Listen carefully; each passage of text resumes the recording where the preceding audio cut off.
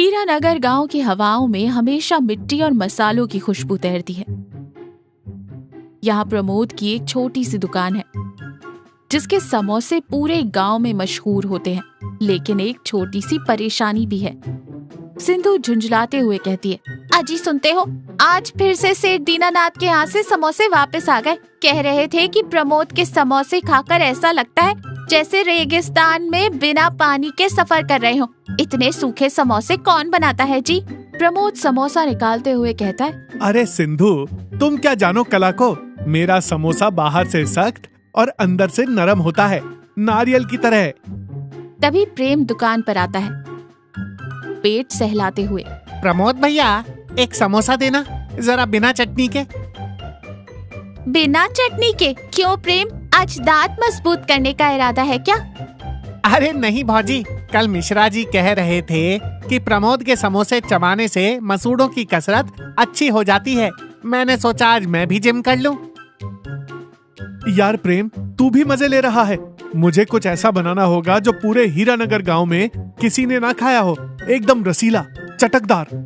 प्रमोद और प्रेम बरगद के पेड़ के नीचे बैठे हैं। मिश्रा जी हाथ में छाता लिए टहलते हुए वहां पहुंचते हैं। क्या बात है प्रमोद, आज कढ़ाई ठंडी छोड़कर यहाँ पेड़ के नीचे तपस्या कर रहे हो? प्रमोद हाथ जोड़कर कहता है, प्रणाम मिश्रा जी, बस सोच रहा हूँ कि कल गांव वालों को एक दावत दूं, कुछ नया खिलाना चाहता हूँ। मिश्रा जी हंसते हुए कहते, दावत तुम्हारे सूखे समोसों की? माफ करना प्रमोद, पर मेरे नकली दांत अब और जोखिम नहीं उठा सकते।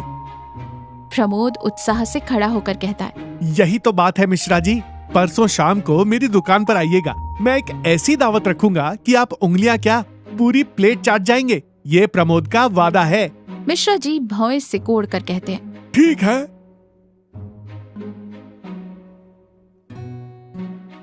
प्रमोद परेशान होकर रसोई में टहल रहा है। सामने मेज पर आलू, मैदा, मटर, दही और कुछ मसाले रखे हैं। सिंधु सब्जी काट रही है। प्रमोद बाल नोचते हुए कहता है, हे भगवान, मैंने मिश्रा जी को चुनौती तो दे दी, पर बनाऊंगा क्या? मैंने तो जिंदगी में समोसे के अलावा कुछ नहीं बनाया। सिंधु मुस्कुराते हुए कहती है, जब अक्ल घास चढ़ने गई थी तब चुनौती क्यों दी? अब क्या जलेबी में आलू भरकर खिलाओगे? मजाक मत उड़ाओ सिंधु, इज्जत का सवाल है। प्रेम कहाँ है? प्रेम मुंह में कुछ चबाते हुए अंदर आता है। भैया, वो जो तुमने प्रयोग के लिए मीठा समोसा बनाया था ना, वो मैंने पड़ोस की गाय को खिला दिया। वो भी मुंह फेर कर चली गई। प्रमोद हताश होकर, सब खत्म, कल दुकान बंद करनी पड़ेगी। मेरे समोसे तो अच्छे हैं, बस थोड़े सूखे हैं। काश कोई ऐसा तरीका होता कि समोसे भी रहें और सूखापन भी चला जाए।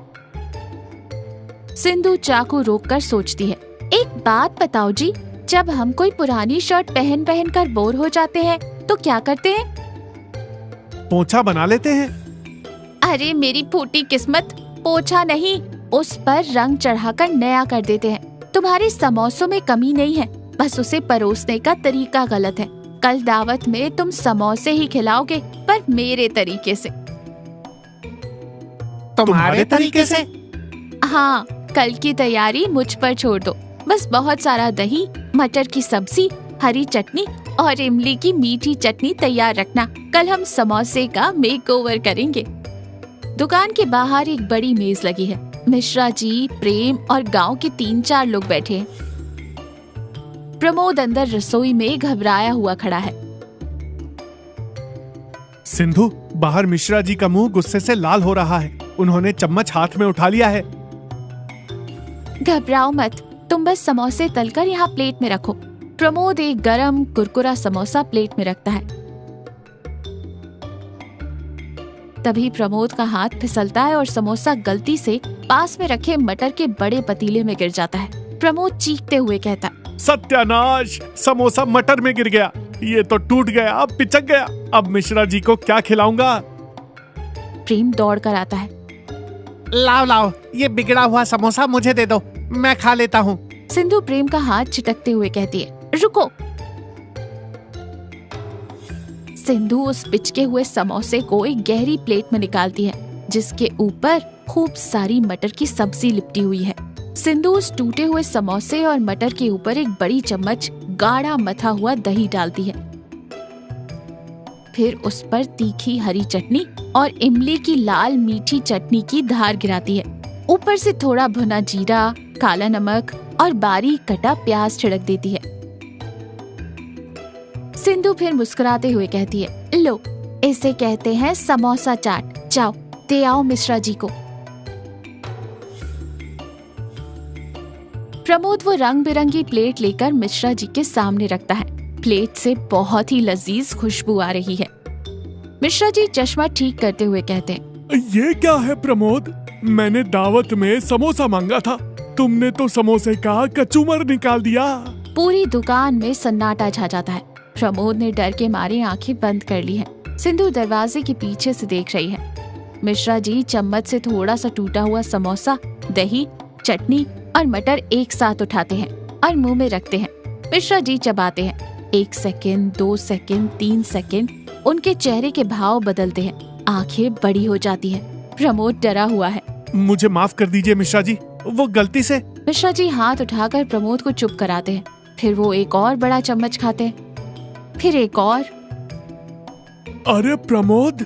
उनकी आंखों में हल्की सी चमक है। जी पगले, इतने साल से ये स्वर्ग जैसा स्वाद कहाँ छुपा रखा था? जब समोसे का कुरकुरापन, मटर की गर्माहट, दही की ठंडक और चटनी का तीखा मीठा स्वाद एक साथ मुंह में फूटता है ना, तो लगता है जैसे मुंह के अंदर दिवाली मन रही हो। ये सूखा नहीं, ये तो रसों का राजा है। क्या नाम है इसका?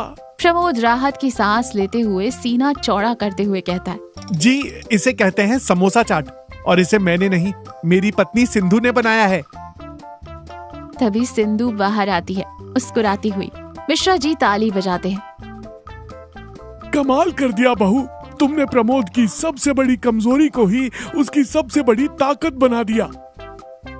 प्रेम अपनी खाली प्लेट आगे बढ़ाता है। तो क्या अब मुझे भी स्वर्ग के दर्शन होंगे? एक प्लेट यहाँ भी लगा दो। सब जोर से हंसते हैं।